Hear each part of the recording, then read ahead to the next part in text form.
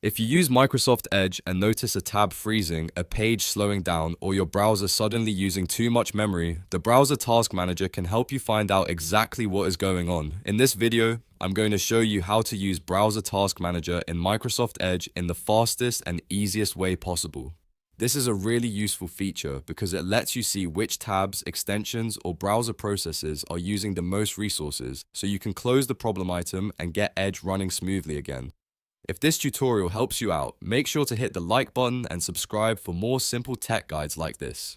Now let's jump right in. The quickest way to open Browser Task Manager in Microsoft Edge is to press Shift and ESC on your keyboard at the same time. As soon as you do that, a small Task Manager window should appear inside Edge. This is the browser's own built-in process viewer, and it works a lot like the regular Windows Task Manager, but it is focused only on Microsoft Edge. If the keyboard shortcut doesn't work for you, don't worry, there is another easy way to find it.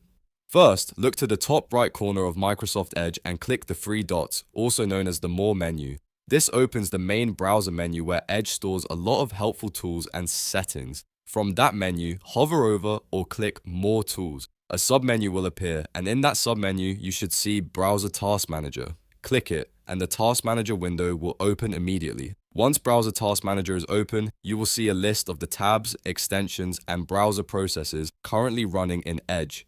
Each item will usually show you information such as CPU usage, memory usage, and other performance details. This is where things get really useful because you can quickly spot which tab or extension is putting the most strain on your browser. If a tab is freezing or taking up too many resources, click it in the list and then choose End Process. That will close only that specific item without shutting down the entire browser.